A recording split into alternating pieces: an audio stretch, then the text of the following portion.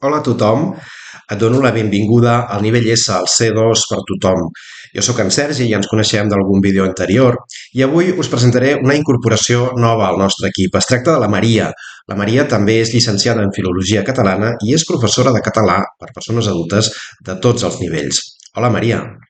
Hola, Sergi. Gràcies per convidar-me a participar en aquest canal que, recordeu, s'adreça a totes les persones que es volen preparar al nivell C2 de català per examinar-se en la convocatòria lliure de la Conselleria de Política Lingüística. I comencem amb el vídeo d'avui. Es tracta, tal com avançàvem en el vídeo anterior, de continuar parlant de l'adequació, però aquesta vegada centrant-nos en l'exposició oral, és a dir, en l'exercici oral de l'examen. Recorda que l'adequació és la propietat textual que té a veure amb tot allò que es relaciona amb el context comunicatiu. I el primer que has de fer per adequar la teva intervenció al context és assumir el rol. Per tant, et toca fer teatre. Cal que et fiquis en el personatge que t'han assignat, és a dir, allò que en diem el rol, fins al final de la prova i que no deixis el teu paper fins que s'acabi. Cal que tinguis en compte sempre a qui t'adreces, és a dir, qui ha d'escoltar-te. Es tracta d'un públic expert, el teu auditori està format per persones de procedències, edats o nivells culturals molt diversos. I d'on has de treure tota aquesta informació? Doncs l'has de treure de la instrucció de la tasca. Així, pots haver-te d'adreçar als membres d'alguna associació de veïns, a regidors i regidores d'un ajuntament o a treballadors de la teva pròpia empresa. Un altre element que has de tenir molt present en la teva intervenció és el tema, és a dir, allò de què parlaràs. Aquí has de vigilar i tenir en compte tot el que et diu la instrucció de la tasca per no descuidar-te cap punt.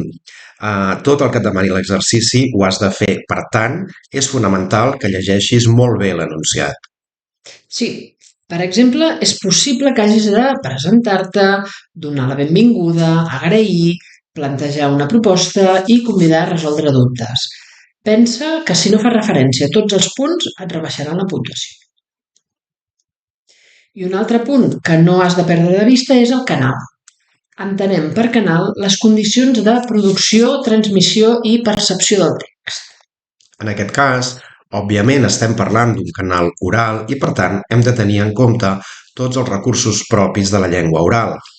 Has de tenir present que en comparació amb els canals escrits, els orals sempre són una mica més laxos en tots els aspectes, tant pel que fa a l'estructura com a l'observació de la norma, tot i que naturalment en la intervenció oral de l'examen sempre has de mantenir-te dintre del grau de formalitat mitjà. A més, pensa que si la comunicació es dona de manera presencial o no, també et condicionarà la manera d'expressar-te. No és el mateix una intervenció com a ponent en una conferència, en què l'auditori et veurà de manera síncrona, que una intervenció en una ràdio, per exemple, en què la gestualitat és important i també l'expressió corporal, perquè l'auditori et veu quan estàs parlant. Tingues en compte en tot moment la intenció comunicativa, que varia segons la situació perquè cada discurs té un objectiu determinat. Podem informar sobre un tema, intentar convèncer algú d'alguna cosa i argumentar la nostra posició, per exemple. També has de procurar no perdre de vista, en cap moment, l'objectiu que persegueixes amb la teva intervenció. Segons què vulguis dir i amb quina intenció, faràs servir un tipus d'oració o un altre, oracions exclamatives, oracions imperatives o oracions enunciatives. També, per exemple, et condicionarà el tipus de vocabulari que facis servir, que pot ser més tècnic o més general. I l'últim element que has de tenir present és el grau de formalitat. Pensa que no és el mateix parlar davant d'un auditori especialitzat en una matèria concreta que amb un públic general. Hauràs de vigilar, doncs, el to que fas servir i procurar mantenir-lo al llarg de tot el teu discurs. El grau de formalitat diem que és adequat quan s'utilitza d'acord amb el registre que va en sintonia amb la situació comunicativa i també amb la relació amb l'interlocutor. D'aquesta manera, per exemple, una frase com va agafar una bona castanya és correcta en català i és adequada en un context informal entre amics, però no és adequada o incorrecta, digue-li com vulguis, en una situació formal.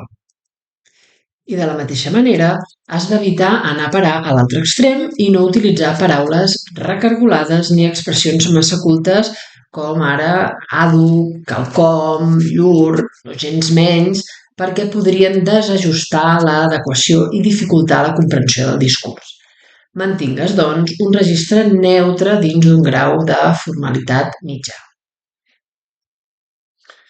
Doncs bé, fins aquí el nostre petit apunt sobre l'adequació en les intervencions orals de l'examen del C2. Recorda que tens un munt de material disponible a la pàgina web de la Conselleria de Política Lingüística.